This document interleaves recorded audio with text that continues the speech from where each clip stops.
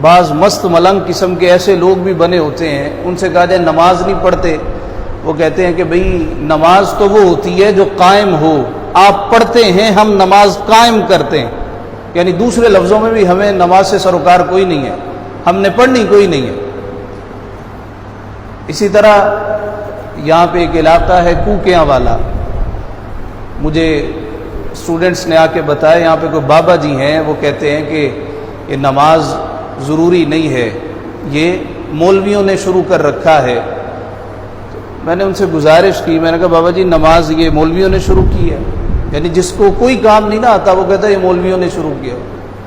ابھی پچھلے دنوں کسی نے کالم لکھا، اس نے کہا یورپ میں 574 کلومیٹر فی گھنٹہ کی رفتار سے چلنے والی ٹرین انہوں نے تیار کر لی ہے، اور ہمارے یہاں پہ وہی مسئلے استنجا، نکاح، طلاق، اطاعت یہی چل رہے ہیں۔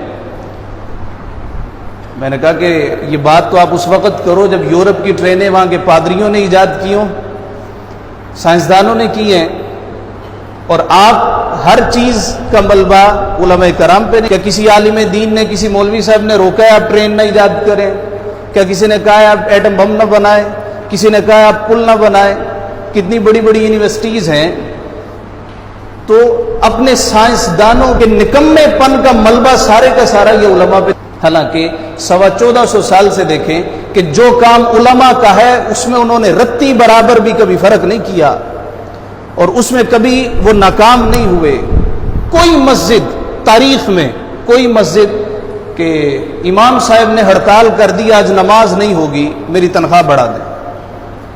کوئی جنازہ موجود رہا ہے، 2 دن گزر گئے، جی امام صاحب کہتے ہیں میں جنازہ نہیں پڑھاؤں گا جب تک مجھے 5000 نہیں دے دیں۔ آج تک کبھی ایسے نہیں، مگر لوگ اپنی ناکامیوں کا ملبہ وہ سارے کا سارا علماء پہ ڈال۔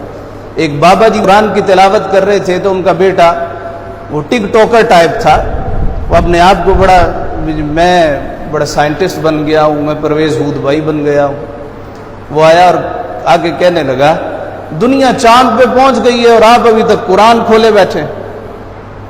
بابا جی جہاں دیدہ تھے وہ کہنے لگے پتر نہ تو چاند پہ گیا ہے نہ تو نے قرآن پڑھا ہے، میں ایک کام تو کر ہی رہا ہوں نا، تو چاند پہ چلا جا، کسی نے روکا ہے؟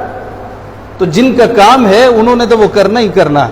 تو علماء کا کام ہے لوگوں کو واعظ و تلقین کرنا، واعظ و نصیحت کرنا، دین کی باتیں بیان کرنا، اور جو ان کا کام ہے وہ کر رہے ہیں۔